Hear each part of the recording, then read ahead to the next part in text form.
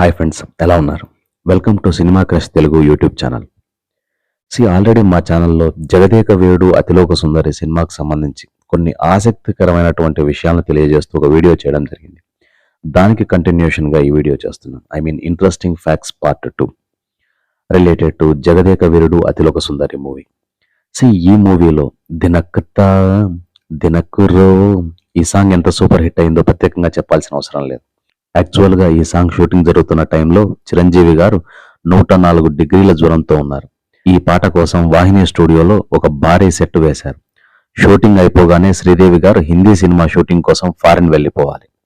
కానీ చిరంజీవి గారికి ఏమో 104 డిగ్రీల హై ఫీవర్. అప్పటికే రిలీజ్ డేట్ May 9 అనౌన్స్మెంట్ కూడా చేసేశారు. ఈ సాంగ్ షూటింగ్ లేట్ అవుతే చెప్పిన టైంకి మూవీ రిలీజ్ చేయడం చాలా కష్టమవుతుంది. చిరంజీవి గారు షూటింగ్ పోస్ట్ పోన్ చేయడానికి ఒప్పుకోలేదు. అంత హై ఫీవర్తోనే షూటింగ్కు రెడీ అయిపోయారు. ఒక డాక్టర్ సెట్లో ఉండేటట్టు ప్లాన్ చేసుకున్నారు. సక్సెస్ఫుల్గా షూటింగ్ కంప్లీట్ చేశారు.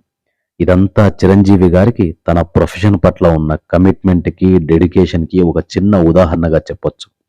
ఈ సాంగ్ కంప్లీట్ అయ్యాక చిరంజీవి గారు హాస్పిటల్లో అడ్మిట్ అయ్యారు.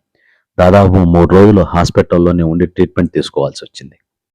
అనుకున్న డేట్కి సినిమాని రిలీజ్ చేయగలిగామంటే అందుకు చిరంజీవి గారే కారణమని ప్రొడ్యూసర్ అశ్విని దత్ గారు ఇప్పటికే చాలా ఇంటర్వ్యూలలో చెప్పారు. ఈ సినిమాను ఆ టైంలో 9 కోట్ల భారీ బడ్జెట్తో వైజయంతి మూవీస్ బ్యానర్ మీద అశ్విని దత్ గారు నిర్మించారు. ఈ సినిమాకి మెగాస్టార్ చిరంజీవి గారు 35 లక్షలు, శ్రీదేవి గారు 25 లక్షలు రెన్యుమరేషన్ తీసుకున్నారంట. ఆ సమయంలో శ్రీదేవి గారికి ఫుల్ క్రేజ్ ఉండటం వల్ల హీరోలతో సమానంగా రెమ్యునరేషన్ తీసుకునేవారంట. జగదేక వీరుడు అతిలోక సుందరి వంటి అద్భుతమైన సినిమా సక్సెస్ వెనుక చాలా మంది కృషి దాగి ఉంది.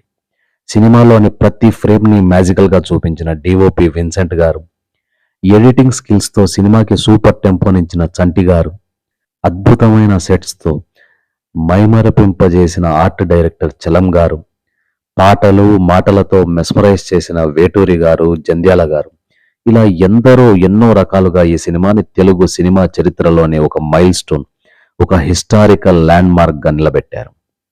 ఈ వీడియో మీకు నచ్చినట్లయితే లైక్ చేయండి, షేర్ చేయండి. మరిన్ని మూవీ అప్డేట్స్ కోసం మా ఛానల్ని సబ్స్క్రైబ్ చేసుకోండి. మీకు నచ్చిన చిరంజీవి మూవీని కామెంట్ బాక్స్లో కామెంట్ చేయండి. Thank you.